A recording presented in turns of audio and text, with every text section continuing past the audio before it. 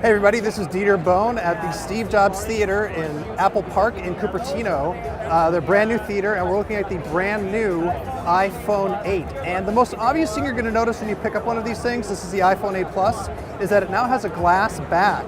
Apple says it's the hardest glass ever put on a phone, sure. It does pick up fingerprints, but really not that bad, and it's got sort of a nice cloudy finish under the glass, so I think it looks way better than the 7 actually. They also did a really good job blending the glass into the edge of the rail on the side. Otherwise, everything else is pretty much like the iPhone 7 that you know. It still has Touch ID, unlike the iPhone 10. It still uses that Force Touch thing, so it's not a physical button. On the back is two 12 megapixel cameras, and then of course the regular iPhone 8 just has one. But on the 8 Plus, it's actually really impressive because it uses optical image stabilization, so your telephotos will be a little less shaky. And when you jump into the thing, you can go right into portrait mode, and you can choose all of these different options that will automatically adjust the light. And when you point it at somebody's face, let's see if we can identify this guy here, it will, yeah, we gotta move closer. It will automatically set it to the stage lighting. Apple, of course, has a bunch of sample shots here, so this one's really impressive. Here's the portrait, and we can adjust. So here's what it looks like with the effects. This is the original photo. They were able to identify the face and then apply a bunch of different lighting effects to just the face, which is really impressive. Is it as impressive as actually doing a thing with the DSLR? Yeah, maybe not, but it's way better than any other camera gimmick I've seen before.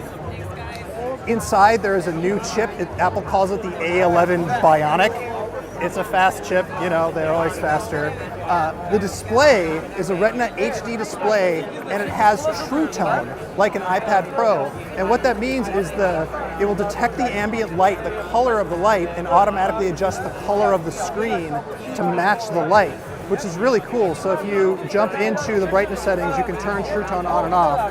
Of course, the lighting in this area is very nice and bright white, so you can't see a difference. But if it were like a yellow room, the screen would adjust so it wouldn't look so harshly blue, which is pretty cool.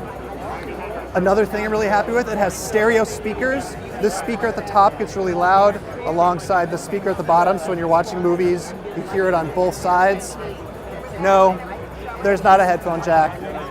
Life goes on.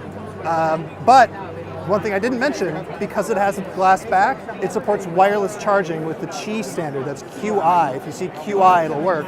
And you can just set it down.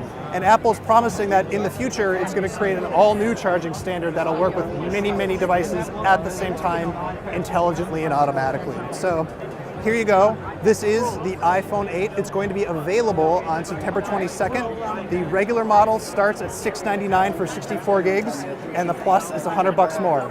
For much more from The Verge, please check out our YouTube channel. It's youtube.com/The Verge.